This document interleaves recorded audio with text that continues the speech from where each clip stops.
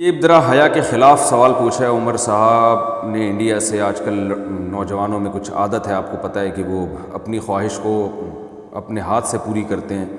تو یہ پوچھ رہے ہیں کہ اس طرح سے غسل فرض ہوگا اور تنہائی میں گناہ کیا جاتا ہے، کیا یہ گناہ ہے؟ جی بالکل گناہ ہے، اور غسل بھی فرض ہوگا۔ اور قرآن مجید میں اللہ تعالیٰ کا ارشاد ہے الا علی ازواجہم او ما ملکت ایمانہم فانہم غیر ملومین،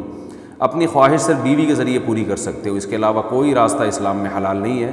تو جتنے بھی طریقے ہیں اپنی خواہش کو پوری کرنے کے سب حرام ہیں۔ رہا یہ مسئلہ کہ اس سے نجات کیسے پائیں،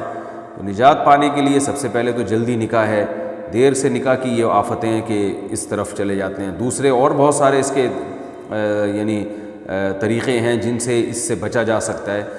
اپنے آپ کو آپ مصروف رکھیں، فارغ نہ بیٹھیں۔ فارغ دماغ جو ہے یہ شیطان کا گھر ہوتا ہے۔ پھر وہ اوقات دیکھیں جن پر خواہشات، یعنی کون سے اوقات ایسے جن میں یہ خواہش کا حملہ ہوتا ہے اور جس سے اس گناہ کی طرف توجہ جاتی ہے، تو ان اوقات میں کوئی مطالعہ کریں۔ جیسے آپ جب رات کو سونے کے لیے بستر پہ لیٹتے ہیں، کوئی اچھی کتاب اپنے پاس رکھیں، اس کا اسٹڈی کرتے کرتے آپ سو جائیں،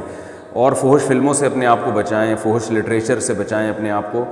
اور جم جایا کریں۔ ہم جب ہم جب خوراک کھاتے ہیں تو اس سے جو انرجی بنتی ہے، وہ انرجی اگر ہماری اچھے کاموں میں یوٹیلائز ہوگی تو برے کاموں سے ہم بچ جائیں گے۔ تو جم جانے والے، ایکسرسائز کرنے والے لوگ، ان کی انرجی صحیح جگہ یوز ہو رہی ہوتی ہے، تو دو طرح سے ان کو پھر ان برائیوں سے بچنے کی توفیق ملتی ہے۔ ایک تو اس لیے کہ انرجی صحیح جگہ یوز ہو گئی، دوسرا یہ کہ جب وہ فزیکل ایکٹیویٹیز میں اپنے آپ کو مصروف رکھتے ہیں تو ان میں ایک جذبہ پیدا ہوتا ہے ہم نے اپنی باڈی کو بنانا ہے، تو ہر وہ کام جو باڈی کو خراب کر رہا ہو اس سے وہ بچتے ہیں۔ ظاہر اس عمل سے انسان کو نقصان ہوتا ہے، صحت برباد ہوتی ہے، تو وہ پھر باڈی بنانے کی فکر ان کو لگ جاتی ہے، تو وہ پان گٹکا اور یہ جو اس طرح کی فحش چیزیں ہیں ان سے خود بخود ایوائڈ کرنے کی ان کو ایک رغبت ہوتی ہے۔ تو یہ سارے کام کرنے، اس طرح کسی اچھے سائیکیٹرک کو دکھائیں، وہ بھی جو ہے وہ اس سے کہیں کہ میں نے یہ برائی چھوڑنی ہے، کیونکہ بعض نفسیاتی ڈاکٹر الٹا اور اس برائی میں ڈال دیتے ہیں۔ تو ایسا ڈاکٹر جو اس کو برا سمجھتا ہو اس سے کہیں کہ بھئی میں نے یہ برائی چھوڑنی ہے، تو نفسیاتی ڈاکٹر بھی کچھ ایسی ٹرکس بتاتے ہیں جن سے یہ بیماری چھوٹ جاتی ہے۔ اور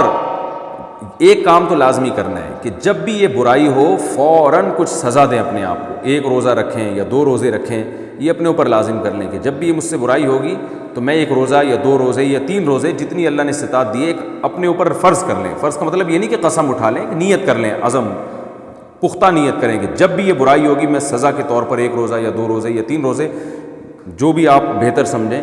وہ آپ اپنے اوپر، اتنا کہ آپ کو سزا ملے، اور سزا اتنی زیادہ بھی نہ ہو کہ وہ سزا ہی نہ دی جا رہی ہو۔ آپ نے 20 روزے کی کہہ لیا تو 20 روزے نہیں رکھے جا رہے اب آپ سے،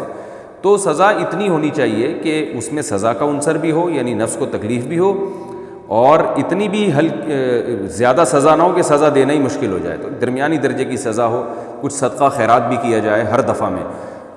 اور پھر توبہ استغفار لازمی کی جائے، تو اس سے انشاءاللہ آہستہ آہستہ یہ گناہ چھوٹ جائے گا۔ اور پھر اس کوشش میں لگ جائے کہ چھوڑنا ہے۔ جب تک نہیں چھوٹتا تو مایوس نہ ہو، یہ نہ کہے یار یہ تو پھر مجھ سے دوبارہ ہو گیا، اب تو میں بس کرتا ہی رہوں گا، مجھ سے تو بچا جاتا نہیں ہے، یہ غلط ہے۔